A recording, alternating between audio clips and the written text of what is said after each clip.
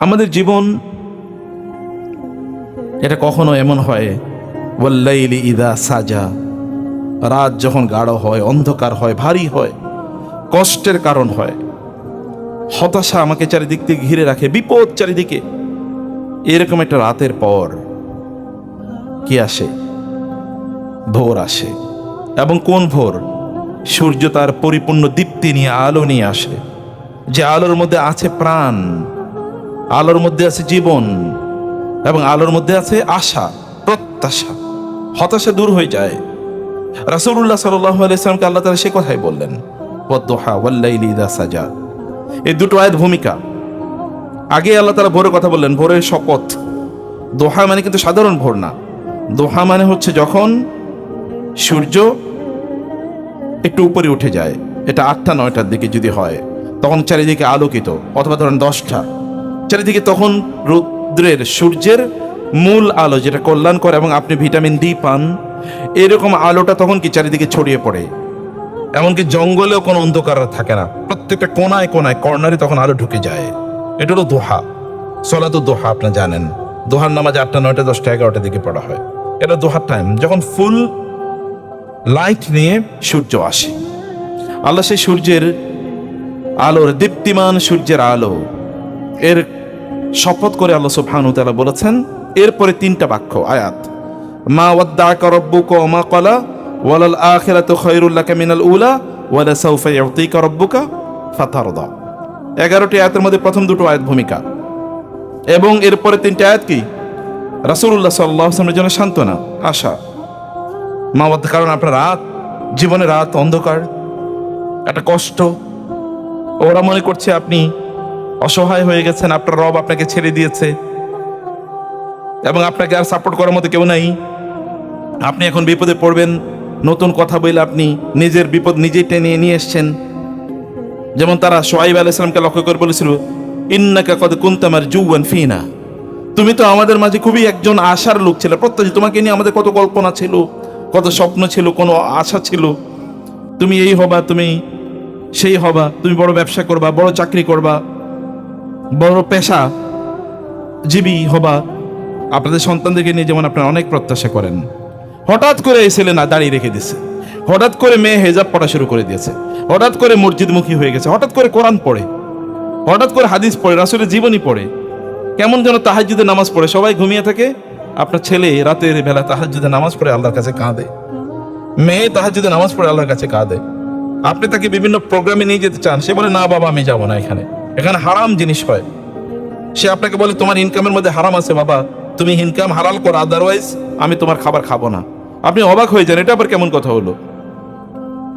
তোমার কি নিয়ে কত আশা ছিল, তুমি দেখি এমন আবার কি মৌলবাদী হয়ে গেছো, তুমি আবার সন্ত্রাসের পথ, জঙ্গি পথ তুমি মারাচ্ছ। এরকম ভয়ে আপনি তারা নিয়ে কত কল্পনা করছেন, মাঝে মাঝে একটু মদ খাবে, জুয়া খেলবে, ফষ্টি নষ্টি করবে, ইত্যাদি আপনি মনে করছেন। কিন্তু হঠাৎ করে সে কেমন যেন একটু বেশি ধার্মিক হয়ে গেছে। এটা কি ধর্ম কর্মের বয়স?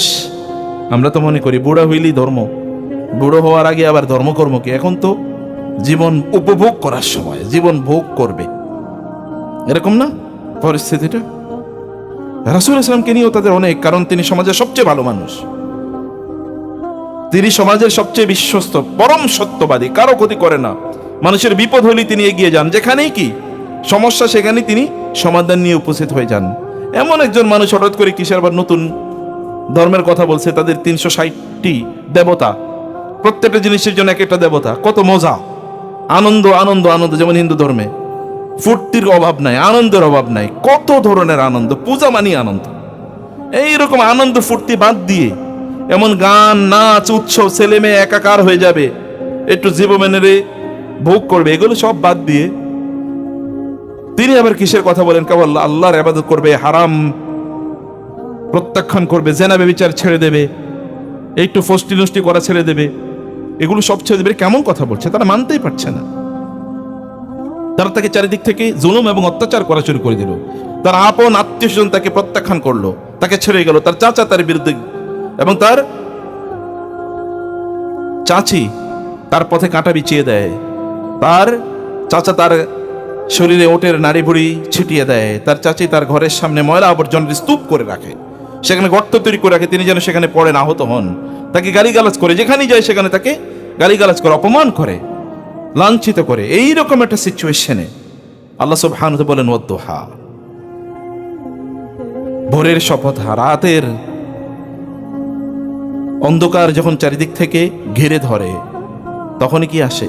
ভোর আসে। এরপরে আল্লাহ তাআলা তার রাসূলকে বললেন মা ওয়াদ্দাকা রব্বুকা ওয়া মা ক্বালা, আপনার রব আপনাকে ছেড়ে যান না, আপনার ব্যাপারে তিনি রুষ্ট নন, অসন্তুষ্ট নন। ওয়ালাল আখিরাতু খায়রুল লাকা মিনাল উলা, এই আপনার আগের জীবনের চেয়ে পরের জীবন আপনার জন্য অনেক অনেক উত্তম, অনেক কল্যাণকর, পরে যেটা আসতেছে। ওয়ালা সাউফা ইউতিকা রব্বুকা ফাতারদা, আপনার রব আপনাকে এমন কিছু দেবেন অচিরেই, সাউফা আল্লাহর দৃষ্টিতে শীঘ্রই, আপনার দৃষ্টিতে না, আল্লাহ যে শীঘ্রই তিনি আপনাকে এমন কিছু দেবেন, ফাতারদা, আপনি you will be immensely delighted, happy, আপনি প্রচন্ড সন্তুষ্ট হবেন, আপনি ভাবতেও পারবেন এমন জিনিস আপনাকে আল্লাহ তাআলা দেবেন। এরপরে আল্লাহ তাআলা আবার 3টা আয়াতে বললেন, আপনি একবার চিন্তা করে দেখেন আপনি অতীতে কেমন ছিলেন। আলাম ইয়াজিদকা ইয়াতীমান ফাআওয়া, আপনি কি ইয়াতীম ছিলেন না, তিনি আপনাকে আশ্রয় দেননি? ওয়াজাদাকা আইলান ওয়াজাদাকা দাল্লান ফাহাদা, তিনি কি আপনি আগে দিনের দিন আপনি জানতেন না, ঈমান জান, মা কুনতা তাদরি মাল কিতাব ওয়ালাল ঈমান, আপনি জানতেন না কিতাব কি, ঈমান কি, ইসলাম কি, তাওহীদ কি, এগুলো আপনি জানতেন না আগে, আপনি ওয়াহি জানতেন না। আমি কি আপনাকে ওয়াহি দেইনি? আমি কি আপনাকে রিসালাত দেইনি? আমি কি আপনাকে আমার পথে নিয়ে আসিনি? ওয়াজাদাকা আইলান ফাগনা, আপনাকে কি আমি এরকম পাই না যে আপনি মানুষের কাছে ধর্ণা দেন, আপনার টাকা পয়সা নাই, আপনার বাবা আপনাকে খুব বেশি সম্পদ দিয়ে যান সমাজে, এরকম যে আপনি একমাত্র সমাজের কেন্দ্রবিন্দু, সকল চিন্তা চেতনা মানুষ আপনাকে নিয়ে কেবল চিন্তা করে, যেখানেই যায়, বাজারে, হাটে ঘাটে, রাজনীতিতে, অর্থনীতিতে, সমাজে, পরিবারে, ছোটরা বড়রা, এভরিওয়ান কেবল আপনাকে নিয়ে আলোচনা করে। একটা চিন্তা করে দেখেন, সমাজে একমাত্র আলোচনার বিষয়কে মুহাম্মদুর রাসূলুল্লাহ সাল্লাল্লাহু আলাইহি ওয়াসাল্লাম, একমাত্র আলোচনার বিষয়। তারা যেখানে যেই শুনছো আজকে তিনি নতুন কি বলেছেন, এই তিনি আজকে নতুন কি বলেছেন, এই তিনি কোথায় গিয়েছেন, কে আবার নতুন করে ইসলাম গ্রহণ করলো, মানে একটাই আলোচনার বিষয় গোটা সমাজে। ওয়াজাদাকা আইলান ফাগনা, তিনি আপনাকে অমুখাপেক্ষী করে দিয়েছেন, পৃথিবীর কোনো মানুষের কাছে আপনার আর কোনো কিছু চাওয়ার নাই, কারণ এখন আপনার ডাইরেক্ট কানেকশন কার সাথে? আল্লাহর সাথে। তিনি দেখেন আপনার সবকিছু। এবার তিনটা তিনি সান্ত্বনা দিলেন, 3টা তিনি তার অতীতের কথা স্মরণ করে দিলেন যে হ্যাঁ আমি আপনাকে অতীতে এরকম পেয়েছিলাম, আমি বিপরীত এরকম করেছি। এবার নতুন 3টা ইনস্ট্রাকশন, ফাআম্মাল ইয়াতীমা ফালা তাকহার, অতএব আপনি ইয়াতীমকে কি করবেন না, ফাআম্মাল ইয়াতীমা ফালা তাকহার, ইয়াতীমকে আপনি কোনোভাবে রাগী অথবা ধমক ইত্যাদি দেবেন না।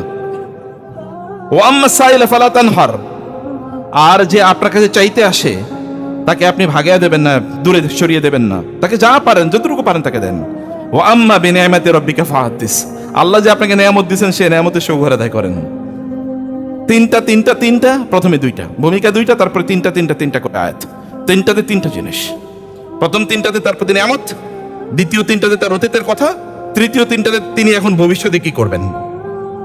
আমাদের গোটা জীবনের সলিউশন এই একটা সূরার মধ্যে আছে, আর কিছু লাগে না, বিশ্বাস করেন। শুধু এই সূরাটি আপনার গোটা জীবনের গাইডলাইন হতে পারে, যদি সূরাটিকে আমরা ঠিক সেভাবেই যদি আমরা বুঝি এবং সেভাবে যদি আমরা সূরাটিকে পাঠ করতে পারি। আমরা বলছিলাম এই সূরাটি রাসূলুল্লাহ সাল্লাল্লাহু আলাইহি ওয়াসাল্লাম এর উপর নাজিল হয়, যে সূরা যখন রাসূলুল্লাহ সাল্লাল্লাহু আলাইহি ওয়াসাল্লাম তিনি অন্ধকার দেখছিলেন চারদিকে, কারণ আলো নাই। আলো আসে কোত্থেকে আলো আসে? কোরআন থেকে, ওয়াহি থেকে, নাকি এই বিদ্যুতের লাইট থেকে? ওয়াহি থেকে। বিদ্যুতের লাইট সবচেয়ে বেশি জ্বলে যে সকল দেশে, ওই সকল দেশে গিয়ে দেখেন অন্ধকার কাকে বলে। ওয়াশিংটন ডিসিতে গিয়ে দেখেন, নিউ ইয়র্কে দেখেন, মেক্সিকোতে দেখেন, অথবা ওই দেশগুলোতে যেখানে আলো নিভে না, বিদ্যুৎ যায় না, সেখানে গিয়ে দেখেন আলোর নিচে কি পরিমাণ অন্ধকার। মানুষ মাতাল হয়ে রাস্তায় পড়িয়ে আছে, কেউ খবর নেয় না।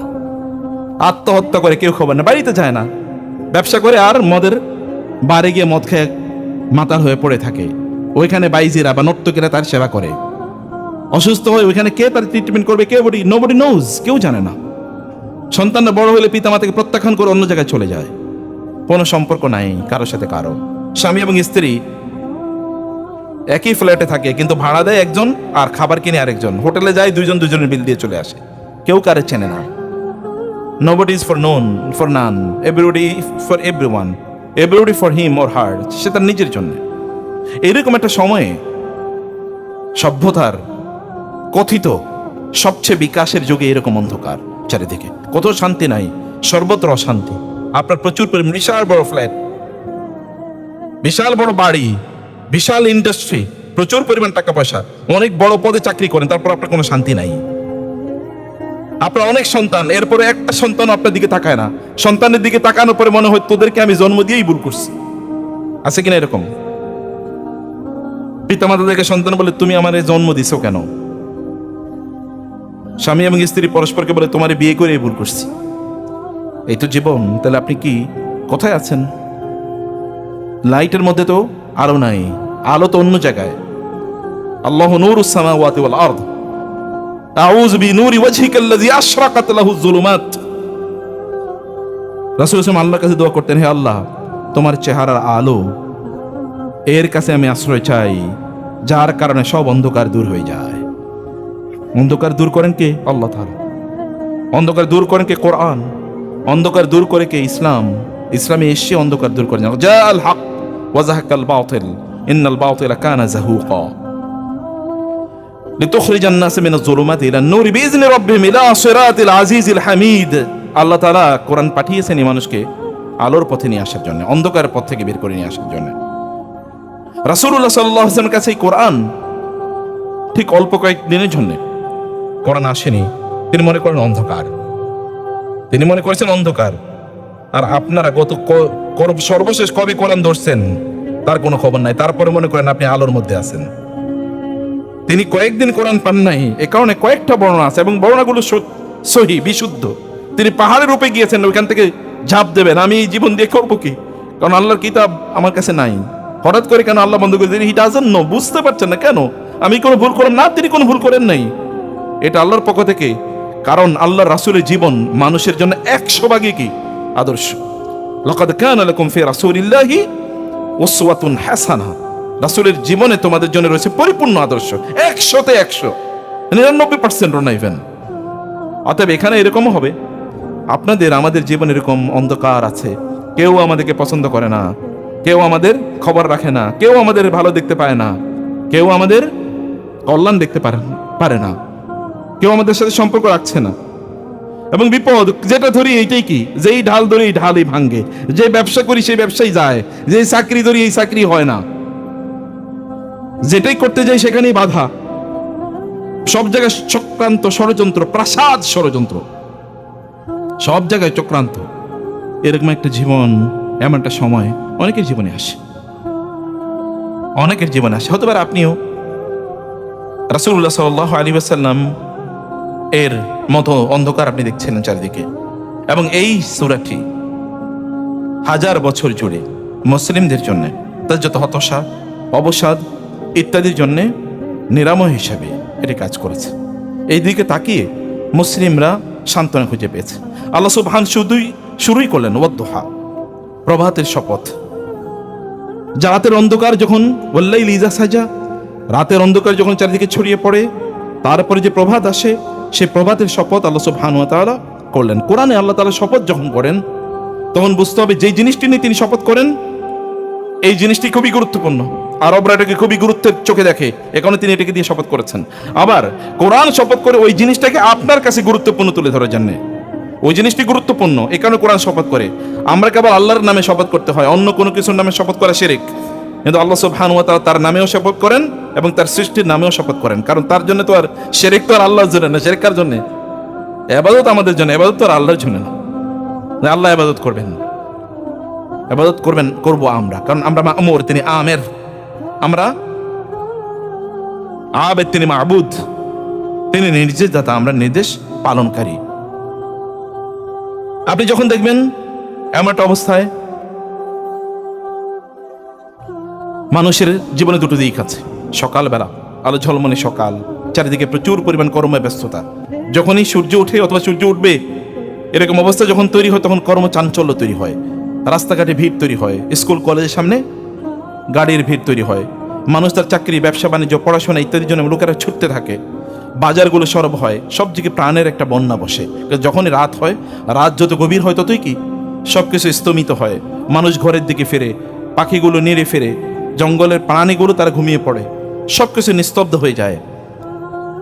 একদিকে প্রচণ্ড কোলাহল, অন্যদিকে সব দিকে নিস্তব্ধতা। এরকম দুটো বিপরীতমুখী অবস্থান এই প্রকৃতিতে, এই পৃথিবীতে আছে।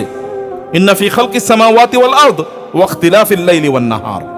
রাত এবং দিনের আগমন এবং প্রত্যাগমন, কেবল রাত এবং দিন, এটাকে আপনি রাত এবং দিন মনে করবেন না।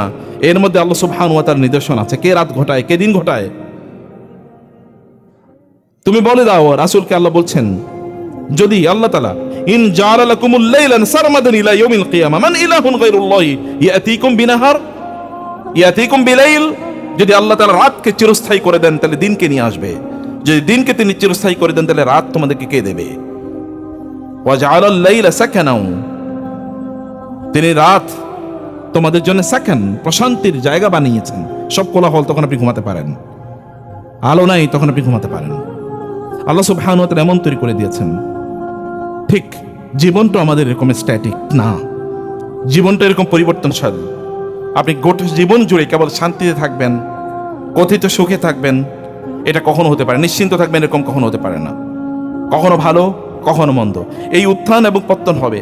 যেমনিভাবে রাত আসে এবং দিন আসে, ঠিক এমন হবে। কিন্তু আপনি রাতের শেষে যেমনিভাবে দিন আসে, ঠিক তেমনিভাবে আপনার বিপদের পরও কি আল্লাহর পক্ষ থেকে স্বস্তি এবং শান্তি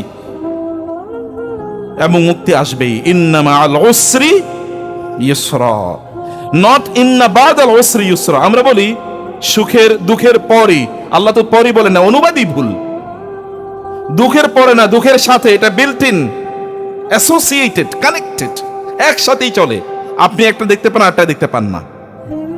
আপনি একটা দেখতে পান, আরটা দেখতে পান না। যেমনি ভাবে আমরা এখন সূর্য দেখি, কিন্তু আমাদের আদার যারা পৃথিবী যেহেতু গোলাকার, অন্য প্রান্তে যারা বসবাস করে তারা এখন সূর্য দেখতে পায় না, কারণ সূর্য এখন আড়াল। ওইদিকে গাছের কারণে বা পাহাড়ের কারণে আড়াল হয়ে আছে, ওইদিকে অন্ধকার। আবার ওইদিকে যখন সূর্য থাকবে তখন আমরা এইদিকে অন্ধকার। কিন্তু এটা তো আছে, এটা আছে, এটা আপনার চোখের আড়াল হয়ে যেতে পারে। আল্লাহ সুবহানাহু ওয়া তাআলা এরকম এটা সাথেই রেখে দিয়েছেন। কিন্তু আপনাকে কেবল ধৈর্য ধরে সেটা গ্রহণ করতে হবে, কেবল ধৈর্য ধরে সেটা আপনাকে নিতে হবে। একাধারে সকাল যেমনই ভাবে সূর্য প্রচন্ড শক্তি নিয়ে আসে, কিন্তু কিছুক্ষণ পর আবার চলে যায়। আপনার জীবনে প্রচন্ড শক্তি থাকতেই পারে। আপনি এখন যুবক, আপনার শরীরে শক্তির অভাব না, আপনি এখন ক্ষমতাবান, আপনার ক্ষমতার অভাব, আপনি ফেরাউন, অত ফেরাউনের বোন, আপনার ক্ষমতার অভাব নাই, আপনি যা মনে চায় তাই করতে পারেন। কিন্তু কয়েকদিন পরে আল্লাহ সুবহানাহু ওয়া তাআলা রাতের অন্ধকারের মতো করে দিতে পারেন। আপনি এখন যৌবন, কয়েকদিন পরে আপনি আপনার দাদার মতো বৃদ্ধ হয়ে যাবেন, যে আপনি কারো সাহায্য ছাড়া আপনি চলতেই পারেন না। কয়েকদিন আগে আপনি এরকম ছিলেন, আপনি ভুলে গেছেন। কয়েকদিন আগে আপনি এরকম ছিলেন, যখন মায়ের পেট থেকে এসেছেন তখন আপনি একা চলতে পারতেন না, অন্য কারো সাহায্য, এমনকি অন্য কেউ যদি আপনাকে খাইয়ে না দেয় তাহলে আপনি না খেয়ে মারা যান। এমন একটা পরিস্থিতি আপনি ছিলেন, কিন্তু আপনি ভুলে গেছেন অতীত, আপনি ভুলে গেছেন। যখন রাত আসে তখন আপনি দিনকে ভুলে যান, যখন দিন আসে তখন আপনি রাতকে ভুলে যান। কিন্তু একটা আরেকটার সাথে এভাবেই চলে। আল্লাহ সুবহানাহু ওয়া তাআলার কারণে রাত এবং দিনকে একসাথে উল্লেখ করেছেন, কোরআনে তাই করেছেন বারবার। চাঁদ এবং সূর্যকে একসাথে উল্লেখ করেছেন, কারণ চাঁদ আসে রাতে, সূর্য আসে দিনে। অথবা সূর্যের কারণে দিন হয়, চাঁদের কারণে রাত হয়। এ কারণে আল্লাহ তাআলা এই দুটোকে একসাথে উল্লেখ করেছেন। ওয়া জাআলা আশ-শামসা ওয়াল কামার, তিনি আকাশে চাঁদ এবং সূর্য তিনি তৈরি করেছেন। প্রিয় ভাইরা, মনে রাখতে হবে, রাত যত গভীর দিন তত দূরে, নাকি বুঝে নেই? রাত যত গভীর দিন তত কাছে। অতএব আপনি যদি মনে করেন যে আপনার উপর প্রচন্ড জুলুম অত্যাচার এর স্টিম রোলার চালানো শুরু হয়েছে, তখন বুঝবেন দিন খুবই কাছাকাছি, মুক্তি খুবই কাছাকাছি। বনি ইসরাইলের বাচ্চাগুলোকে, ছেলে সন্তানকে হত্যা করা শুরু করলো এবং কন্যা সন্তানকে জীবিত রাখতে ফেরাউন ইউযাব্বিহুনা আবনাআকুম ওয়া ইস্তাহিয়ুনা নিসাআকুম ওয়া ফি যালিকুম বারাউম মির রাব্বিকুম আযীম। এখানে পরীক্ষা ছিল। আল্লাহ সুবহানাহু ওয়া তাআলা চান যে আপনার রাত গভীর হয়েছে কিন্তু দিন খুবই কাছাকাছি। এই বনি ইসরাইলকে আল্লাহ সুবহানাহু ওয়া তাআলা কেবল মুক্তি দেবেন না, তার শত্রুকে আল্লাহ তাআলা সাগরে নিমজ্জিত করে শেষ করে দেবেন। আপনি আপনার দিকে তাকালো, আপনার দেশের দিকে তাকালো, এরকম দেখবেন আপনি চোখে মুখে অন্ধকার দেখছেন, কিন্তু এখন দেখেন সব আলো। এটা হতেই পারে। এটা হতেই পারে। ইউসুফ আলাইহিস সালামের কথা চিন্তা করে দেখেন, ইউসুফ আলাইহিস সালাম তিনি নবী হবেন, তিনি তো ভালোই স্বপ্ন দেখছেন, ভাইয়ের সাথে তার সম্পর্ক খারাপ না, কারো তিনি ক্ষতি করেন নাই, বরং ভাইয়ের আরোপিত একটা অভিযোগ তার বিরুদ্ধে রেখেছে যে ভাই, আমার ছোট ভাই এবং তার ভাইকে আমার বাবা বেশি ভালোবাসেন, অতএব উকতুলু ইউসুফ আও ইতরাহুহু আরদান ইয়াখলু লাকুম ওয়াজহু আবিকুম ওয়া তাকুনু মিন বাদিহি কওমান সালিহিন, যে তোমরা ইউসুফকে হত্যা করো অথবা তাকে কূপে নিক্ষেপ করো, এরপরে বাবা তোমাদেরকেই তো ভালোবাসবে, আর তো তার ছেলে মেয়ে অন্য ছেলেরা তো আর নাই, যেই দুইজনকে বেশি ভালোবাসতে এই দুইজন না থাকলে তোমাদেরকে তিনি বেশি ভালোবাসবেন। তারা এরকম, এরপরে তোমরা ভালো মানুষ হয়ে যাও, তোমরা আল্লাহর ওলি হয়ে যাও, রাতে তাহাজ্জুদ করবা, ফজরের পরে তুমি কোরআন তেলাওয়াত করবা, এগুলো তুমি ফেসবুক সোশ্যাল মিডিয়াতে দেবা, সাংবাদিক ডাইকের পরে বলবা তিনি আল্লাহর ওলি, এরকম টাইপের করবে, এমন পরিস্থিতি। বুঝতে পেরেছেন? অতএব মানসিকতা এরকম, তারা ইউসুফ আলাইহিস সালামকে হত্যা করার জন্য কূপে নিক্ষেপ করেছে, তারপর আল্লাহ তাআলা তার বিপদ দূর করে দিয়েছেন নাকি? হ্যাঁ, বুঝেননি কথা? তারপরে কি হয়েছে? ওই কূপ থেকে যারা তাকে তুলে নিল তারা তারে বাজারে নিয়ে বিক্রি করছে কৃতদাস আকারে তিনি তাকে কিনে নিয়ে গেছে কে? মিশরের গভর্নরের পরে তো এরপরে তিনি রাজার হালতে ওই বাসায় বসবাস করতেছেন নাকি? না, ওইখানে কি আরেক বিপদ, ওই মহিলারা তারে উত্ত্যক্ত করে বিরক্ত করে, তারপরে তিনি কি বিপদের উপর বিপদ, এবার গেছেন কারাগারে থাকতেছেন 2 টার্ম, 7 বছর 14 বছর কারাগারে তিনি আছেন। কারাগার থেকে বের হয়েছেন, ওইখানে কারাগারে যারা আছে কারাবন্দী সবই তো ভালো মানুষ না, অধিকাংশই তো খারাপ মানুষ। যদি রিয়েল কারাগার হয় সেখানে কারেকশন সেল, অর্থাৎ সেখানে মানুষের রেকটিফিকেশন, রিফরমেশন, এর জন্য সেখানে মানুষকে নেওয়া দরকার। জালিমের কারাগারের কথা আমি বলছি না, আমি বলছি যে ওইরকম একটা কারাগার, সেখানে খারাপ লোকই যাওয়ার কথা, সেখানে গিয়ে তিনি ওইখানে মানুষের সার্ভিস দেওয়া শুরু করে দিলেন। কার বাড়িতে কষ্ট আছে, এই কষ্টের মধ্যে তিনি আছেন, এর মধ্যে স্বপ্নে দেখেছে অন্যরা, এরপর রাজাও স্বপ্নে দেখেছে, রাজা তারে বললো যে তারে নিয়ে আসো, আমি তারে আস্তাখলিসু লিনাফসি। এই যে শুরু হয়ে গেল বিপদ। কয় বছর বিপদ ছিল? 1-2 বছর না। তিনি যখন বিপদে পড়েছেন সর্বপ্রথম, তখন তার বয়স কত? সর্বোচ্চ 8-9-10। এরপরে যখন তিনি নবীরা নবুয়ত পায় সাধারণত 40 বছর বয়সে, এটা হতে পারে তার 35, 36, 38, 40 এরকম একটা বছর, এর মানে একটা সময়। এই সময়ে তিনি কারাগার থেকে প্রায় 35 বছরের মধ্যে তিনি কারাগারে আছেন, মানে এরকম বিপদের মধ্যে কারাগার সহ অন্যান্য এর মধ্যে তিনি আছেন। এইরকম একটা পরিস্থিতিতে আল্লাহ সুবহানাহু ওয়া তাআলা তাকে ডেকে নিয়ে আসলেন। মিশরের বাদশা তাকে ডাকলো এবং তাকে বলল আস্তাখলিসু লিনাফসি, আমি তাকে আমার নিজের মতো বানিয়ে নিতে চাই। ইন্নাকাল ইয়াওমা লাদাইনা মাকিনুন আমিন, তুমি এখানে খুবই মর্যাদা সম্মান নিয়ে তুমি থাকবা। এবং তিনি তাকে সেখানকার ফুড মিনিস্টার অথবা ফাইন্যান্স মিনিস্টার বা ডিজাস্টার ম্যানেজমেন্ট মিনিস্টার তাকে বানানো হলো। এই তো শুরু তার যাত্রা। এরপরে তিনি একাধারে নবী এবং সম্রাট। বিপদ আপনাকে তো সম্রাট বানানোর জন্য আসে।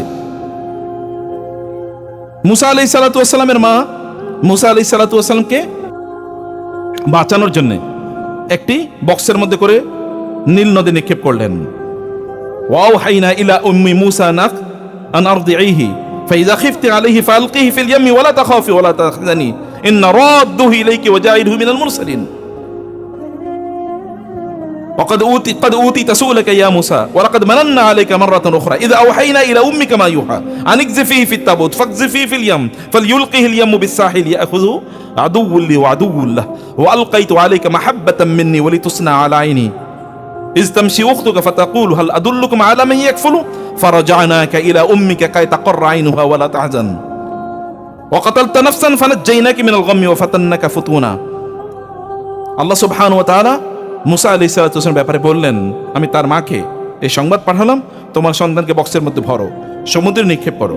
আমি তার দায়িত্ব নিলাম, আমি তাকে লালন পালন করব। ফালাইছে সমুদ্রে, গিয়ে উঠছে কোথায়? রাজপ্রাসাদে। যেই রাজার ভয়ে, যে সম্রাটের ভয়ে তাকে সমুদ্রে নিক্ষেপ করেছে, সেই সম্রাটের ঘরে গিয়ে তিনি বড় হইতেছেন রাজার হালতে, রাজার কেয়ারে, রাষ্ট্রীয় কেয়ারে। আল্লাহ সুবহানাহু ওয়া তাআলার পরিকল্পনা আপনাকে বুঝতে হবে। যখনই আপনি কোনো বিপদে পড়বেন, রাত আপনাকে চারিদিক থেকে ঘিরে রেখেছে, তখন আপনি দিনের প্রত্যাশায় আল্লাহর উপর তাওয়াক্কুল করুন। কারণ আল্লাহ সুবহানাহু ওয়া তাআলা যুগ যুগ ধরে এটাই করেছেন। ইব্রাহিম আলাইহিস সালাতু ওয়াস সালামের কথা চিন্তা করে দেখেন, তার বাবা তাকে বলল যে তুমি যাও, ইয়া ইব্রাহিম লা ইল্লাম তানতাহি লা আরজুমান্নাকা ওয়াহজুরনি মালিয়া, যদি তুমি এই নতুন দাওয়াত বন্ধ না করো, আমার এই উপাস্যদের বিরুদ্ধে কথা বলা বন্ধ না করো, লা আরজুমান্নাকা, আমি তোমাকে পাথর মেরে হত্যা করব। ওয়াহজুরনি মালিয়া, ভাগো আমার কাছ থেকে, সরো। বাবা তাকে ত্যায্য করে দিল, যাও। ক্বালা সালামুন আলাইক, বাবারে বললেন, বাবা তোমার উপর আল্লাহর শান্তি বর্ষিত হোক। সাস্তাগফিরু লাকা রাব্বি, আমি আল্লাহর কাছে তোমার কাছে ক্ষমা চাইব। ইন্নাহু কানা বি হাফিয়া, আমার রব আমার ডাকে সাড়া দিয়ে থাকেন, তিনি আমার ডাক, আমার আহ্বানে তিনি সাড়া দেন, প্রত্যাখ্যান করেন না। ওয়া আতাজিলুকুম ওয়া মা তাদউনা মিন দুনিল্লাহি ওয়া আদউ রাব্বি আসা আল্লাহ আকুনা বিদুআই রাব্বি শাকিয়া, আমি তোমাদেরকে তোমাদের এই মূর্তি উপাস্য এগুলোকে প্রত্যাখ্যান করলাম, এগুলো ছেড়ে আমি চলে গেলাম, আমি আমার রবেকে ডাকি, এবং আমি আমার রবের ডেকে কোনোদিন হতাশ হই নাই। ফালাম্মা তাযালাহুম ওয়া মা ইয়াবুদুনা মিন দুনিল্লাহ ওয়াহাবনা লাহু ইসহাক ওয়া ইয়াকুব ওয়া কুল্লান জাআলনা নাবিয়্যা ওয়া ওয়াহাবনা লাহুম মির রাহমাতিনা ওয়া জাআলনা লাহুম লিসানা সিদকিন আলিয়্যা। আল্লাহ তাআলা বললেন, এরপরে আমি ইব্রাহিমকে কি করলাম? ইব্রাহিম আলাইহিস সালাতু ওয়াস সালামকে আল্লাহ সুবহানাহু ওয়া তাআলা এরপরে কেবল একটা পরীক্ষা করে, ওয়ালাকাদ, আল্লাহ তাআলা বলছেন, ওয়াইযিব তালা ইব্রাহিম রাব্বুহু বিকালিমাতিন ফাতাম্মাহুন ক্বালা ইন্নী জাইলুকা লিন-নাসি ইমামা। আল্লাহ তাআলা ইব্রাহিমকে এরপর পরীক্ষার উপর পরীক্ষা করলেন। পরীক্ষাগুলো দেখেন না, তাকে নিক্ষেপ করা হয়েছে ইয়ের মধ্যে, অগ্নিকুণ্ডে, তিনি দেশ থেকে চলে গেলেন এবং ফিলিস্তিনে গিয়ে তিনি সেই অঞ্চলে তিনি বিয়ে করলেন। তাকে নিয়ে তিনি গেলেন মিশরে, মিশরের বাদশা তার স্ত্রীকে ধরে নিয়ে গেল, সেখানে তাকে একজন উপহার দিল, একজন সেখানকারই মিশরের বাদশার একজন আত্মীয়া, একজন নারী, হাজেরা তার নাম, হাজেরা ঘরে সন্তান হলো। এবার আল্লাহ তাআলা বলেন, তোমার সন্তানের মরুভূমিতে রেখে আসো। বৃদ্ধ বয়সে কতদিন, একদিন দুই দিন দোয়া করছে, আল্লাহ আমারে রব্বি হাবলি মিনাস সালিহিন, কতবার দোয়া করেছে ইব্রাহিম আলাইহিস সালাম। নবীরা কি একবার দোয়া করে নাকি?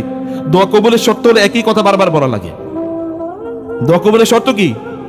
একই কথা বারবার, আল্লাহ তুমি দাও, আল্লাহ তুমি গুনাহ মাফ করে দাও। একবারই না, একবার বলছি করলে করেন, না করলে নাই, এরকম না। আল্লাহকে বারবার আল্লাহ ক্ষমা করে দাও, আল্লাহ মাফ করে দাও, আল্লাহ এটা দাও, আল্লাহ এটা দাও, একই কথা বারবার বলা লাগে। এটা দোয়া কবুলের শর্ত, আদারওয়াইজ দোয়া কবুল হয় না। ইব্রাহিম আলাইহিস সালাম একবার বলেন না রব্বি হাবলি মিনাস সালিহিন। বৃদ্ধ বয়সে আল্লাহ সন্তান দিছে। বুড়ারা বুঝে, আপন সন্তানের যখন ভালোবাসার সময় পায় না, বুঝে না তো, তখন তো মাত্র বাচ্চা হয়েছে, তখন প্রচন্ড ব্যস্ত। কিন্তু এখন ভালোবাসা কার উপর গিয়ে পড়ে? নাতি নাতনি। দেখবেন বুড়ারা নাতি নাতনি ছাড়া বাঁচতেই পারে না। নাতি নাতনি একেবারে তাদের অন্তরে লাইগা থাকে, সব সময় তাদেরকে নিয়ে তারা চলে, কারণ তখন ভালোবাসার টের পাইছে। এতদিন তো ব্যস্ততার কারণে টের পায় নাই। বুড়ো বয়সে তার সন্তান হয়েছে, কি পরিমাণ আদরের সন্তান, এই আদরের সন্তানের রেখে আসতে বলতেছে মরুভূমিতে। কিন্তু আল্লাহর বান্দা তো তিনি, আল্লাহ ছাড়বেন। ইজ ক্বালা লাহু রাব্বুহু আসলিম, আল্লাহ তাকে বলছে তুমি আত্মসমর্পণ করো। ক্বালা আসলামতু লিরাব্বিল আলামিন, তিনি বললেন আমি জগৎ সমূহের সৃষ্টিকর্তার কাছে এখনই আত্মসমর্পণ করলাম। ওয়া আনা আউয়ালুল মুসলিমিন, আমি প্রথম আত্মসমর্পণকারী। সব প্রথম তারা, সব ভালো কাজে প্রথম, আর আমাদের সব খারাপ কাজে আমরা প্রথম। বাংলাদেশ সব খারাপ কাজে প্রথম, আর নবী রাসূলুল্লাহ সব ভালো কাজে প্রথম ছিল। সব দেখলাম ওয়ান আউয়ালুল আবিদিন ওয়া আনা আউয়ালুল মুসলিমিন, আমি প্রথম আত্মসমর্পণকারী আল্লাহ তাআলার কাছে। তিনি আত্মসমর্পণ করলেন। আল্লাহ তাআলা তাকে মরুভূমিতে সন্তানকে রেখে আসতে বললেন, তিনি সেখানে রেখে আসলেন। রেখে আসার পর তার স্ত্রী তাকে বলছেন, আপনি কোথায় যাচ্ছেন আমাদেরকে রেখে? কারণ পিছনের দিকে তাকাচ্ছেন। ইয়া ইব্রাহিম, কই যাচ্ছেন আপনি? আমাদেরকে রেখে কোথায় যাচ্ছেন? কিছু বলেন না। আপনি কি আমাদেরকে রেখে চলে যাচ্ছেন? এটা কি আপনার সিদ্ধান্ত না আল্লাহর সিদ্ধান্ত? বলে এটা আল্লাহর সিদ্ধান্ত। তিনি বললেন, একজন নারী, একজন ইয়াং লেডি, আমাদের বোনরা ভালো করে শুনুন, একজন যুবতী এবং তার সন্তান দুধ খায় মাত্র, অল্প কিছু খাদ্য এবং পানীয় রেখে চলে যাচ্ছেন। বলেন যদি এটা আল্লাহর সিদ্ধান্ত হয় তাহলে আপনার বিরুদ্ধে কোনো অভিযোগ নাই। যিনি সিদ্ধান্ত দিয়েছেন তিনি রক্ষা করবেন, রক্ষা করার মালিক তিনি একজন। এটা কিন্তু সাধারণ কোনো বক্তব্য না, এটা একটা উম্মাহ তৈরি করার একটা বক্তব্য, একটা জাতি তৈরি হয়ে গেছে এই বক্তব্যের উপর ভিত্তি করে। এই যে আপনারা, এই যে আপনার যে মুসলিম উম্মাহ, এই উম্মাহ তৈরি হয়েছে একটা কথার উপর, একটা বক্তব্যের ওজন দেখেছেন? এটা ঈমানের বক্তব্য, এটা তাওয়াক্কুলের বক্তব্য। একজন নারীর মুখ একটা জাতি গঠনের পেছনে সবচেয়ে বড় ভূমিকা পালন করেছে। ইব্রাহিম আলাইহিস সালাম সামনে গেলেন, আল্লাহকে বললেন, রব্বি ইন্নী আসকানতু মিন যুররিয়াতি বিওয়াদিন গায়রি জি জারইন ইনদা বাইতিকাল মুহাররাম। আল্লাহ আপনি বলেছেন এই মরুভূমিতে এখানে কোনো মানুষ নাই, পানি নাই, প্রাণী নাই, গাছ গাছালি নাই, পাখালি নাই, কোনো বাড়ি ঘর নাই, কেউ নাই। এরকম মরুভূমি, ধুধু মরুভূমি, প্রচন্ড খর তাপে এরকম একটা জায়গায় আমার স্ত্রী এবং সন্তানকে রেখে গেছে। আপনি বলছেন আমি রেখে গেছি আল্লাহ, আমার কোনো অভিযোগ নাই আপনার বিরুদ্ধে। আপনি বলছেন আমি আত্মসমর্পণ করলাম। হে আল্লাহ, তাদেরকে আমি রেখে যাচ্ছি, আপনার ঘর হবে এখানে, আপনার ঘরের কাছে যেন তারা নামাজ আদায় করতে পারে। রব্বানা লিয়ুকিমুস সালাহ ফাজআল আফিদাতাম মিনান নাসি তাহওয়ি ইলাইহিম। গোটা পৃথিবীর মানুষকে এখানে আপনি জড়ো করে দেন আল্লাহ, তাদেরকে কেন্দ্র করে একটা সভ্যতা তৈরি করে দেন, একটা জাতি তৈরি করে দেন, এবং ওয়ারযুকুম মিনাস সামারাত, আল্লাহ তাদেরকে আপনি খাবার, ফল, খাদ্য হিসেবে তাদেরকে প্রদান করবেন। ফল, কোন ফসল উৎপাদন নাই কিন্তু ফল এর অভাব নাই। ওই যে ইব্রাহিম আলাইহিস সালাম 1000 বছর আগে, 10,000 বছর আগে দোয়া করছেন, তারপরে ওইখানে ফল ছাড়া সবকিছু ফলে ভর্তি, পৃথিবীর সকল ফল এখানে পাওয়া যায়। ইব্রাহিম আলাইহিস সালাম গোটা পৃথিবীর মানুষের অন্তরটা পড়ে থাকে মক্কায়। কবে যেতে পারবো মক্কায় যদি তার অন্তর ঈমান থাকে? কোটি কোটি মানুষ শুধু নভেম্বর এবং ডিসেম্বরে প্রায় 1.5 কোটি লোক মক্কা বাইতুল্লাহ ভিজিট করছে। 1.5 কোটি। পৃথিবীতে এরকম চিন্তাই কেউ করতে পারে না। ওই যে ইব্রাহিম আলাইহিস সালামের দোয়া, এই দোয়াতে এমন একটি জিনিস ঘটেছে, ইব্রাহিম আলাইহিস সালামকে আল্লাহ তাআলা নির্দেশ প্রদান করে পরীক্ষার পর পরীক্ষা। এরপরে ছেলেটা একটু বড় হয়েছে। ফালাম্মা বালাগা মাহু সাইয়া, যখন বাবার সাথে ছেলে একটু দৌড়ানোর সময় হয়েছে, এটা তো তখন ভালোবাসা আরো, তখন মানে বাচ্চাকে নিয়ে বাজারে যায়, একটু হাটে যায়, একটু রাস্তায় যায়, একটু কারোর সাথে দেখা করতে যায়, এই সময় তো ভালোবাসা বাড়ে বাচ্চাদের প্রতি, সন্তানদের প্রতি, বলতেই পারে না, সবসময় সাথে নিয়ে ঘুরে। এরকম একটা সময় আল্লাহ তাআলা তাকে নির্দেশ দিলেন সন্তানকে জবাই করার জন্য, এবং আল্লাহ তাআলা তাকে বললেন, তিনি স্বপ্নে দেখেছেন, এটা কিন্তু প্রকাশ্য কোনো নির্দেশনা যে জিবরিল এসে বলছে, এরকম কোন নির্দেশনা। ইয়া বুনাইয়া ইন্নী আরা ফিল মানাম, আমি ঘুমে দেখছি, আন্নী আযবাহুকা, আমি তোমাকে জবাই করছি আল্লাহর রাস্তায়, ফানজুর মাযা তারা, হোয়াট ইজ ইউর অপিনিয়ন। বাবা, ডেডিকেশনের লেভেল কি, ডেডিকেশনের লেভেল কি! আমরা তো সরাসরি কোরআনের নির্দেশই মানি না। এই যে বাচ্চাদেরকে কোথায় পড়ান আপনারা বলেন? ওদেরকে কি করেন আপনারা? ওরা কি দিন প্র্যাকটিস করে, কোরআন পড়ে, হাদিস পড়ে, দিন মানে, নামাজ পড়ে, রোজা রাখে? ওদের মধ্যে নৈতিকতা আছে? এগুলো আমরা কলেজে পড়ুক, ইউনিভার্সিটিতে পড়ুক, কত বাবা আছে এখানে, আপনার মুরব্বী আছেন, প্রচুর পরিমাণ কাজ করেন, কিন্তু মাইয়াটা যায় ইউনিভার্সিটিতে একেবারে ল্যাংটা হইয়া, অথবা হাফ ল্যাংটা হইয়া। এরপর আপনি মনে করেন ইউনিভার্সিটিতে পড়ে আপনি গর্বিত, বাবা এটা জাহান্নামে যায়, এরপরে গর্ব দেখায়েন। ওইটা তৈরি হইতেছে, কারণ এটা দায়ুস, আর দায়ুস জান্নাতে তো যাবেই না, জান্নাতের গন্ধ পাবে না, অথচ জান্নাতের গন্ধ 1000 কিলোমিটার দূর থেকে পাওয়া যায়। আপনার সন্তান, আপনি কষ্ট করছেন, তার পেছনে আপনি সময় অর্থ ব্যয় করতেছেন, কিন্তু বানাইতেছেন জাহান্নামী, এবং নিজে ওই দিকেই চলতেছেন। ইব্রাহিম আলাইহিস সালাম বললেন, আমি স্বপ্নে দেখি আমি তোমাকে জবাই করি, আল্লাহর রাস্তায় জবাই, রিটেরই জবাই, আর আপনি তো আল্লাহর রাস্তায় উৎসর্গই করতে পারেন না। মারিয়াম আলাইহিস সালাম, তার মা হান্না ফাখুর, তিনি বললেন, হে আল্লাহ, ইন্নী নাযারতু লাকা মা ফি বাতনি মুহাররারান ফাতাকাব্বাল মিন্নি।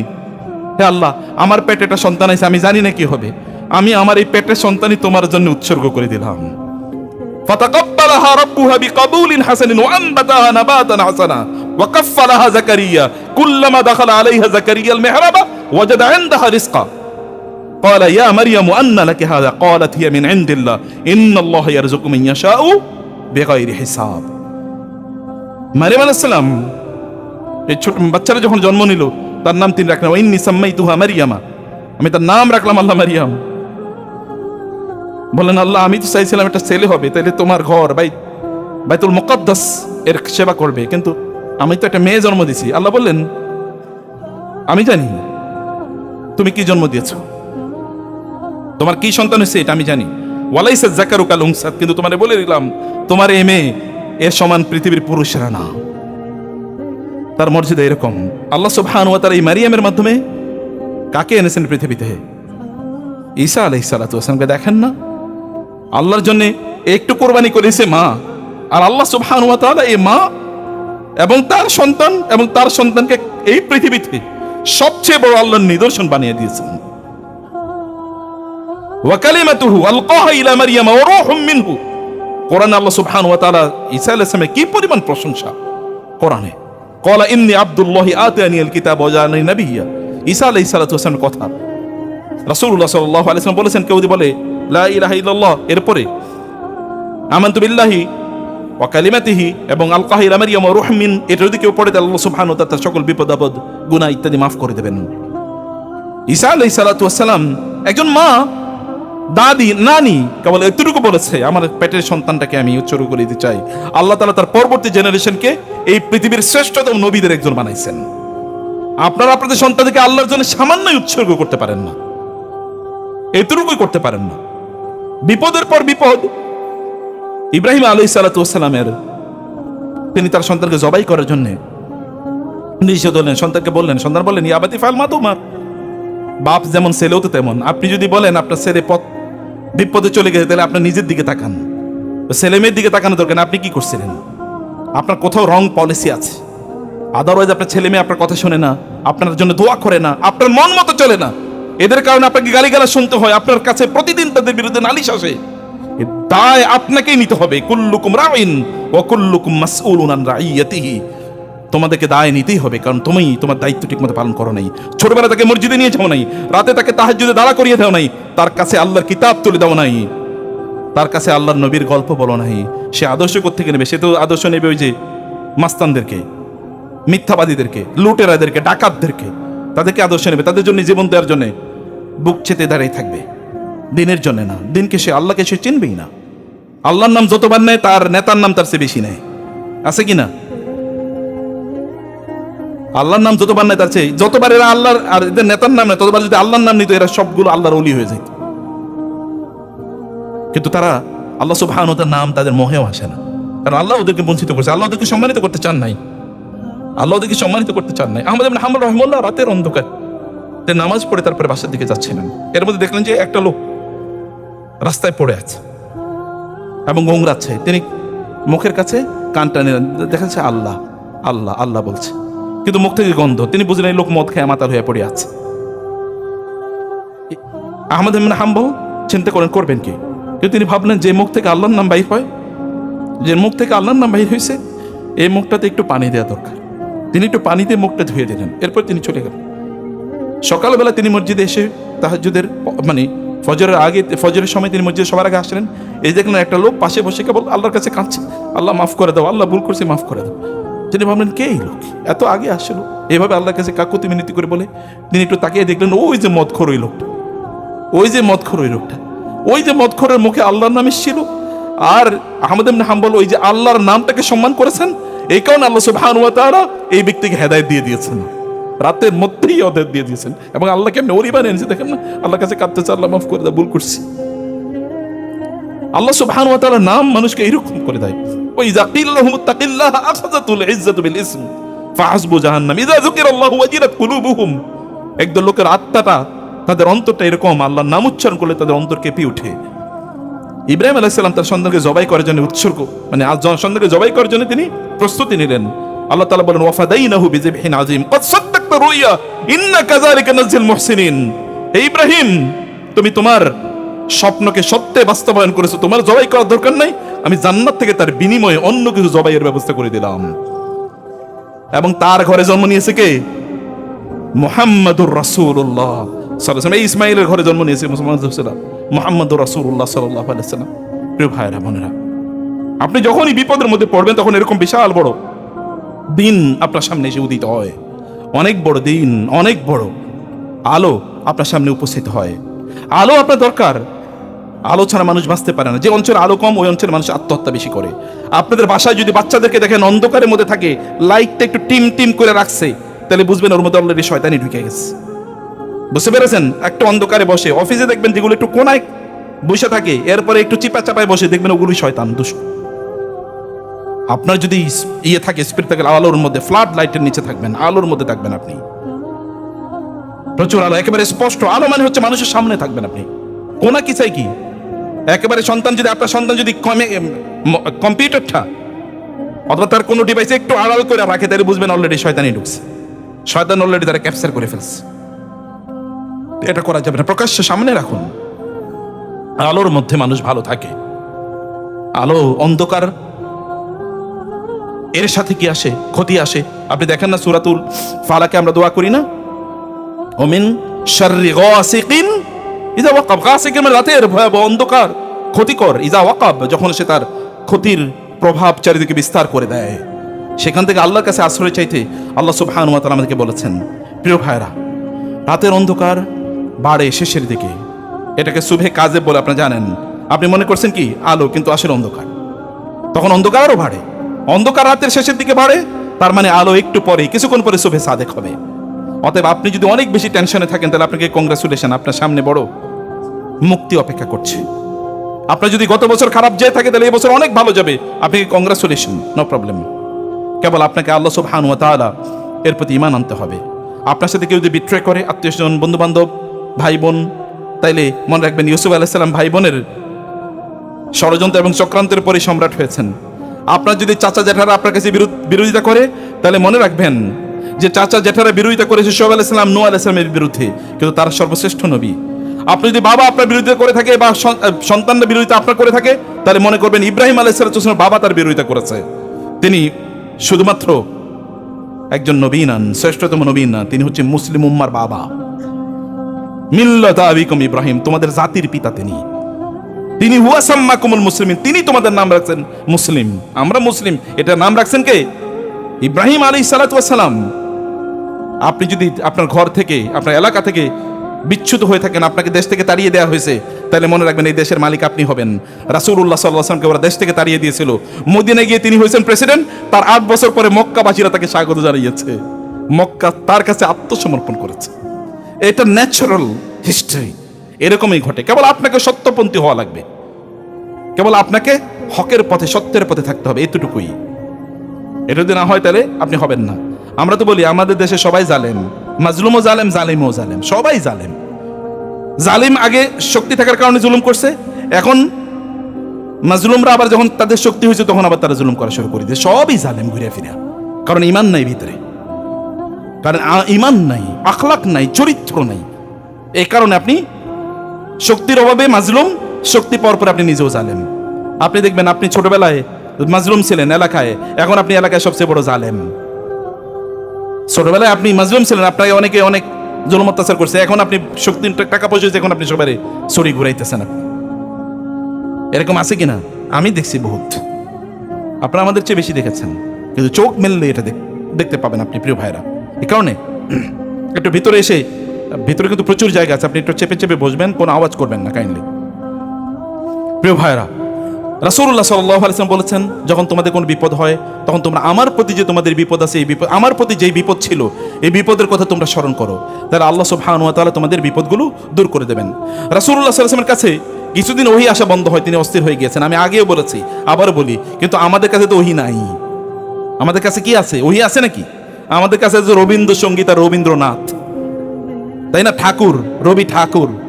এ ঠাকুর হলো আমাদের জাতীয় সঙ্গীত, আর ঠাকুরের চরিত্র হলো আমাদের জাতীয় চরিত্র। এই চরিত্র নিয়ে সব চলে। দেখেন না এখন জাতীয় সঙ্গীত, ঠাকুরের রচিত জাতীয় সঙ্গীতের বিরুদ্ধে কথা বলে দেখেন, এরপরে রাষ্ট্রদ্রোহী মামলা হয়, কয়েকদিন পরে হবে। পরিস্থিতিটা এরকম, এই চরিত্রই এরকম। আমাদের কালচার, এখন কালচারাল ফ্যাসিস্টরা এখানকার চরিত্র নির্ধারণ করে দেয়। এখানকার সিনেমা নাটকে দেখায় সবচেয়ে খারাপ লোকমানই হলো দাড়িওয়ালা, টুপিওয়ালা। অথচ ওদের যাদের নাই, ওরা যে গাঁজাখোর, মদখোর, জুয়াখোর, মানুষকে হত্যাকারী, সম্পদ লুটকারী, এগুলো কোন খবরই নাই। প্রিয় ভাইরা, রাসূলুল্লাহ সাল্লাল্লাহু আলাইহি ওয়াসাল্লাম আলোকিত মানুষ হতে হলে আপনাকে আলোর কাছে আসতে হবে। আলো হলো কোরআন, আলো হলো সিরা, আলো হলো সুন্নাহ। এটার কাছে আসতে হবে, সেটাই আপনার কাছে আলো নিয়ে আসে।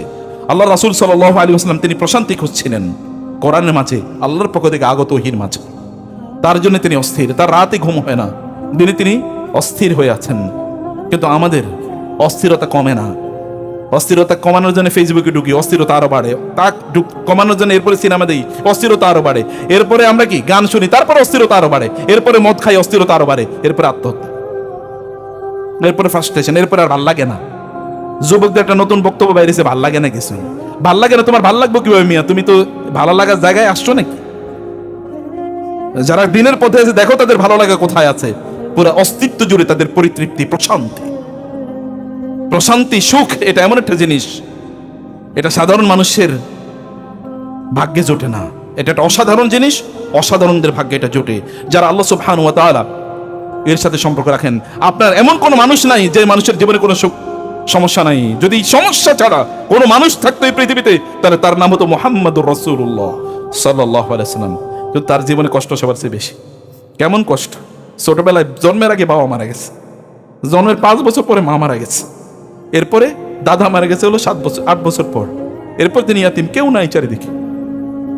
চাচার ঘরে বড় হন, চিন্তা করে দেখেন, কোনো ভাই বোন নাই, চাচার ঘরে তিনি বড় হচ্ছেন। বাবা যে অনেক সম্পদ রেখে গেছেন এরকম কোনো কিছু না, এরকম ইয়াতিম অবস্থায় তিনি বড় হয়েছেন। তারপরে বিয়ে করেছেন, সন্তান হয়েছে, তার জীবদ্দশায় সবগুলো সন্তান মারা গেছে, একজন ছাড়া, ফাতেমা রাদিয়াল্লাহু আনহা ছাড়া 6 সন্তানই মারা গেছে তার সামনে, তার চোখের সামনে। এইরকম কষ্ট আপনি একটা মানুষ দেখাতে পারবেন আপনার জীবনে? চিন্তা করে দেখেন তো, আপনার সবগুলো সন্তান মারা গেছে। Is it possible? আপনার একটা সন্তান অসুস্থ হবে, এরিতে আপনার মাথা গরম হয়ে যায়, আর তার সবগুলো সন্তানকে তিনি নিজে কবর দিয়েছেন। এরপরে তো যুদ্ধের ময়দানে সবচেয়ে ভালো মানুষ, যদি কারো ক্ষতি করতো তাহলে তিনি ক্ষতির শিকার হতেন, কিন্তু সমাজের সবচেয়ে ভালো মানুষ, তিনি সমাজে সবচেয়ে বেশি কষ্ট পেয়েছেন। তাকে যারা আল আমিন as-সাদিক বলতো, তাকে যারা তাদের সম্পদগুলো তার কাছে গিয়ে ডিপোজিট রেখেছে, তারাই তাকে হত্যা করার জন্য পরিকল্পনা করছে। তার আপন চাচা, তার চাচি, তার ভাই বাদাররা তাকে হত্যা করার জন্য পরিকল্পনা করে, তাকে গালিগালাজ করে তার সামনে, অথচ তিনি সবচেয়ে ভালো মানুষ, কিচ্ছু বলেন না। হে লোকেরা, আমি তোমাদেরকে ভালো কথা বলি, ওয়ানাহদুকুম ইলা সাবিলির রাশাদ, আমি তোমাদেরকে জান্নাতের পথ দেখাই, আর তোমরা কেন আমার গালি দিচ্ছ? আমি কি তোমাদেরকে কোনো খারাপ কথা বলছি? ওয়ানা লাকুম নাসিহুন আমিন, আমি তোমাদেরকে জাহান্নাম থেকে বাঁচাতে চাই, আমি তো এতটুকুই বলি। আমি কি বলি? আমি তোমাদেরকে কেবল বলি তোমরা আল্লাহর ইবাদত করো, আমি খারাপ কিছু বলছি? তো তারপরে তারা তাকে হত্যা করার জন্য পরিকল্পনা করে, তার মাথার উপর ওঠের নাড়ি বুড়িগুলো দেয় যেন তিনি শ্বাসরুদ্ধ হয়ে যেন তিনি মারা যান। এইরকম একটা সিচুয়েশনে আপনি যদি যান, আপনি যদি এরকম দেখেন, তাহলে আপনার মন খারাপ করার কোনো কারণ নাই। আমি বরং বলবো কংগ্রাচুলেশন, কারণ মানুষের যত বড় বিপদ তিনি তত বড় মানুষ হবেন, যত বড় কষ্ট তিনি তত বড় মানুষ হবেন। দুনিয়ার জন্য কষ্ট করা লাগে, আখিরাতের জন্য করা লাগবে না। দুনিয়ার কয়েকদিনের জন্য সুখ, আপনারা বলেন ভবিষ্যৎ, ভবিষ্যৎ মানে কি? বলে আমি ভবিষ্যতে যেন একটু ভালো থাকতে পারি, মানে রিটায়ারমেন্টে যাবো, এরপরে আপনি ভালো থাকবেন, একটু চা খাবেন, একটু ঘুরবেন, এটাই তো ভবিষ্যৎ। আর পোলাপাইন ভবিষ্যৎ মনে করে এখন পড়াশোনা করছি, কয়েকদিন পরে একটা চাকরি পাবো, এরপরে মাস্তি মাউজ করে ঘুরবো, এটাই তো ভবিষ্যৎ। এত শর্ট টার্ম ভবিষ্যৎ নিয়ে যদি আপনার এত ব্যস্ততা থাকে, তাহলে লং টার্ম ভবিষ্যৎ, মৃত্যুর পর যে ভবিষ্যৎ, সেই ভবিষ্যতের জন্য প্রস্তুতি কই? তার জন্য কাজ কোথায়? সেটার জন্য আপনাকে অবশ্যই কাজ করতে হবে। আপনার রব আপনাকে সেই ভবিষ্যতের কথাই আপনাকে বলছেন। আপনার রব আপনাকে ছেড়ে যান নাই, তিনি কখনোই আপনাকে ছেড়ে। আপনি কষ্ট থাকলেও আপনি বলুন আপনার রব আল্লাহু মাই, বলতে পারেন যদি এটা, তাহলে বুঝতে আল্লাহু মা'ানা, আল্লাহ আমাদের সাথে আছেন, ইন্নাল্লাহ মা'ানা, আল্লাহ আমাদের সাথে আছেন। এটা বলতে পারলে, বিশ্বাস করতে পারলে আপনার বিপদ আল্লাহ তাআলা দূর করে দেবেন। যত বড় বিপদই হোক না কেন, আল্লাহর সে কি বিপদ বড় নাকি? বুঝেন নেই? আপনার বিপদ কি আল্লাহর ক্ষমতার চেয়ে বড়? আপনার বিপদ কি আল্লাহর মার্সির চেয়ে বড়? আপনার কতটুকু সমস্যা আছে? রাসূল ইসলাম বলেছেন হাদিসে কুদসিতে, আল্লাহ তাআলা বলেন, হে মানুষ, পৃথিবীর সকল মানুষ আদম থেকে শুরু করে কিয়ামত পর্যন্ত যত লোক আসবে, সকল জিন, তারা যদি কোনো একটা জায়গায় একত্রিত হয় এবং তারা সবাই যদি তাদের মনে যা চায় তা তারা চায় আমার কাছে, আমি তারা যা চেয়েছে আমি তাদেরকে সবাইকে তা দিয়ে দিই, তাহলে আমার রাজত্বে ততটুকু টান পড়বে না যতটুকু টান একটা বিশাল বড় সমুদ্রে একটা সুই ঢুকিয়ে দেওয়ার পর ওই সুইতে যতটুকু পানি উঠে, ততটুকু রাজত্বে টান পড়বে না। তিনি কি কিয়ামত সেই সৃষ্টির শুরু থেকে এখন পর্যন্ত দিয়ে যান নাই?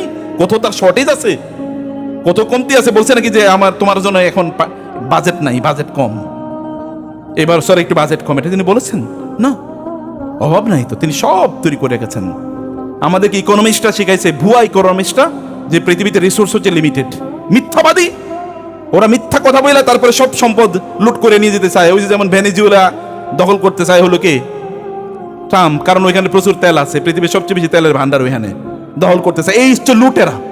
ওই সম্পদ কম, সম্পদ কম দেয় মানে আল্লাহ সুবহানাহু উপর ইনজাস্টিস। আল্লাহ মানুষ তৈরি করছে সম্পদ কম দিয়ে? সম্পদ কম না, ডিস্ট্রিবিউশনের প্রবলেম। একজনের কাছে 1000 কোটি, আরেকজনের কাছে 1 টাকাও নাই, ডিস্ট্রিবিউশনের প্রবলেম। আল্লাহ সুবহানাহু ওয়া তাআলা আপনাকে ছেড়ে যান নাই। তিনি যদি কাফের মুশরিকদেরকে এত বিশাল সাম্রাজ্য দিতে পারেন, তাহলে আপনাকে কেন দেবেন না? আপনি নেয়ার মতো উপযুক্ততা অর্জন করেন নাই, উপযুক্ত হন, দেখেন আল্লাহ সুবহানাহু ওয়া তাআলা রাজত্ব আপনাকে দেবেন। মালিকাল মুলক তুতিল মুলকা মান তাশা ওয়া তানজিউল মুলকা মিম্মান তাশা ওয়া তুইজ্জু মান তাশা ওয়া তুযিল্লু। কাফেরকে তিনি দিলে আপনাকে কেন দেবেন না? আপনি তো আরো পাওয়ার যোগ্য, আরো পাওয়ার যোগ্য। তার মানে আপনি তার কাছে সেভাবে চান না, আপনি সেভাবে নিজকে প্রস্তুত করেন না। আল্লাহ সুবহানাহু ওয়া তাআলা মা ওয়াদ্দাআকা রাব্বুকা মা ক্বালা ওয়ালাল আখিরাতু খায়রুল লাকা মিনাল উলা। এখন আপনার বিপদ হলে বিপদ কিন্তু এই কয়েকদিন পরে দূর হবে, এর পরের জীবনটা আপনার জন্য অনেক কল্যাণকর হবে। আপনার নিজেদের দিকেই তাকিয়ে দেখেন, ছোটবেলায় অনেক কষ্ট ছিল, হতে পারে আপনার বাবা মারা গেছে, কেউ আপনার মাথায় আদর করার মতো ছিল না, কিন্তু দেখেন আল্লাহ তাআলা আপনাকে প্রাচুর্য দিয়েছে। হতে পারে আপনি ছোটবেলায় না খেয়েছিলেন কয়েক বেলা, কিন্তু এখন আপনার খাবারের পড়ে থাকে, খাবারের লোক নাই, এত পরিমাণ দিয়েছেন আল্লাহ। দেন না এরকম? এরকম তো দেন, শুধু আপনার নিজকে আপনি ওই রকম তৈরি করে নিতে হবে। ওয়ালাল আখিরাতু ওয়ালা সাউফা ইউতিকা রাব্বুকা ফাতারদা। আল্লাহ তাআলা তোমাকে এমন দেবেন যে তুমি সন্তুষ্ট। রাসূল সাল্লাল্লাহু আলাইহি ওয়াসাল্লামকে জিবরিল এসে বললেন, আল্লাহ তাআলা আপনাকে এমন একটা কিছু দেবেন যাতে আপনি সন্তুষ্ট হবেন। তা কি? আল্লাহ তাআলা বলেছেন কিয়ামতের দিন আল্লাহ তাআলা আপনাকে শাফাআতের সুযোগ দেবেন। আপনার উম্মার যার ব্যাপারে আপনি সুপারিশ করতে চান তার ব্যাপারে আল্লাহ তাআলা সুপারিশ কবুল করবেন এবং তাকে আল্লাহ তাআলা ক্ষমা করে দেবেন। কারণ তিনি তো এটাই চেয়েছেন, সায়ুগফারু লি উম্মতি, আমার উম্মতকে ক্ষমা করে দেওয়া হবে। আল্লাহ সুবহানাহু ওয়া তাআলা তাকে এই মর্যাদা প্রদান করেছেন। আলাম ইয়াজিদকা ইয়াতীমান ফাআওয়া, আপনি কি ছোটবেলায় ইতিম ছিলেন না? আমি আপনাকে আশ্রয় দেইনি? আপনাদের ছোটবেলা এরকম ছিল না, দুর্বল, অসহায়, অর্থহীন, সম্পদহীন, বস্ত্রহীন, কিন্তু এখন আল্লাহ আপনাকে দিয়েছেন। ওয়াজাদাকা দাল্লান ফাহাদা, আপনি যদি হেদায়েত পেয়ে থাকেন, আপনি আগে হেদায়েতের পথে ছিলেন না, এখন আপনি হেদায়েত পাওয়ার পরে এরপর অন্যদিকে নিচু চোখে দেখলে তো জাহান্নামী, কারণ আপনি জান্নাতুল ফেরদাউসি। এরকম একটা টাইপ মানুষ দিন প্র্যাকটিস করার পরে তার মধ্যে বিনয় বাড়ে, আর আমাদের চরিত্রের দিন প্র্যাকটিস করার পর আমরা অহংকারী হয়ে উঠি, আর কাউরে জান্নাতি মনে করি না। আছে কিনা এরকম? আপনার চারিপাশে দেখবেন মানে নিজেই একমাত্র জান্নাতি আর সবাই জাহান্নামী, এরকম একটা টাইপ। বিনয়ী হতে হয়, বিনয়ী হতে হয়। আল্লাহ অনুগ্রহ করেছেন, আপনি পথ পেতেন না, আপনাকে আল্লাহ পথ দেখিয়ে দিয়েছেন। ওয়াজাদাকা আইলান ফাগনা, আপনার মানুষের প্রতি মুখাপেক্ষী ইচ্ছা ছিল, এখন মানুষ আপনার প্রতি মুখাপেক্ষী।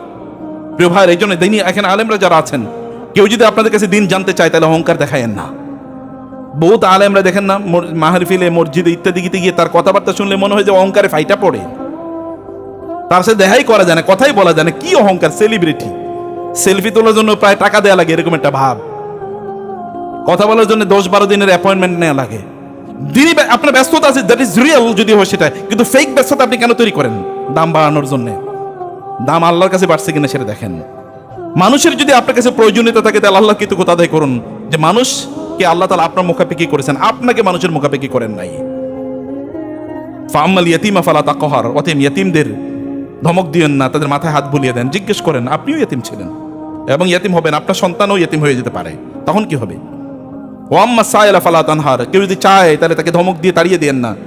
ভিক্ষুককে একটু দেন অথবা তার জন্য একটু দোয়া করে দেন। আমরা তো ভিক্ষুকের কাছে চাই, দেওয়ার পরে আমার জন্য একটু দোয়া করেন। নো, ভিক্ষুকে দেওয়ার পরে তারপরে দোয়া করে বলেন, আল্লাহ তাআলা তোমাকে অর্থনৈতিকভাবে স্বাবলম্বী করে দেখ। কারো ভিক্ষা না দিতে পারো, ভাই তুমি ভিক্ষা করছো কেন, আল্লাহ তাআলা তোমাকে সম্পদশালী করে দেখ, আল্লাহ তোমার বিপদ দূর করে দেখ, এতটুকু কমপক্ষে বলেন না। কারণ আপনি যা বলবেন একই জিনিস তো আপনার জন্য ফেরেশতা দোয়া করবে আল্লাহর কাছে। ওয়াম্মা বিনিআমাতি রাব্বিকা ফাহাদ্দিস, যা নেয়ামত আছে সব নেয়ামতের শিকার, শুকর আদায় করুন। যেই সকল ব্যক্তিরা কৃতজ্ঞ, আপনাদের পরিবারেও, বিশেষ করে মহিলাদের কথা বলছি, রাসূল সাল্লাল্লাহু আলাইহি ওয়াসাল্লাম বলেছেন জাহান্নামে মহিলারা বেশি যাবে কি কারণে? ফাতাকফুরুনাল আশাশিরা, তোমাদের স্বামীদের অকৃতজ্ঞতা তোমরা করো। অকৃতজ্ঞতা মহিলাদের একটা বড় দোষ, জাহান্নামে যাওয়ার অন্যতম প্রধান কারণ। রাসূল সাল্লাল্লাহু আলাইহি ওয়াসাল্লাম বলেছেন, ইন্নী উরিতু কুন্না আকসারা আহলিন নার, আমি তোমাদেরকে দিয়েছি বেশি বেশি তোমরা জাহান্নামে যাও। দুটো কারণ, একটা হচ্ছে লাতাকফুরুনাল আশিরা ওয়াতা, এবং ওয়াতুকসিরনাল লানা, তোমরা বেশি বেশি লানত দাও। কথায় কথায় লানত, আমার কেন ধ্বংস হয় না, আমি কেন মরি না, অমুকে কেন ওইটা হলো না, এগুলো তোমরা করবে না। এবং আপনাদেরকে বলছি কৃতজ্ঞ হন। আপনার এখনকার অবস্থা, আপনি সুস্থ তো, এবং বলেন আপনার কি কি নেয়ামত আছে, আপনার নাই কি কি, এটা কেন বলেন, আপনার কি কি আছে সেটা বলেন। দেখেন না, কারো চোখ নাই, কারো পা নাই, কারো হাত নাই, কারো পেট নাই, কারো শরীরের অঙ্গ প্রত্যঙ্গ কাজ করে না, এগুলো তো আপনার কাজ করে। এই যে যুবকরা যারা আছে, যুবতীরা যারা আছে, তারা ভিক্ষা করে কিভাবে? ও তো আল্লাহর প্রতি অকৃতজ্ঞ, তার অঙ্গ প্রত্যঙ্গগুলো দিয়ে সে ইনকাম করতে পারে।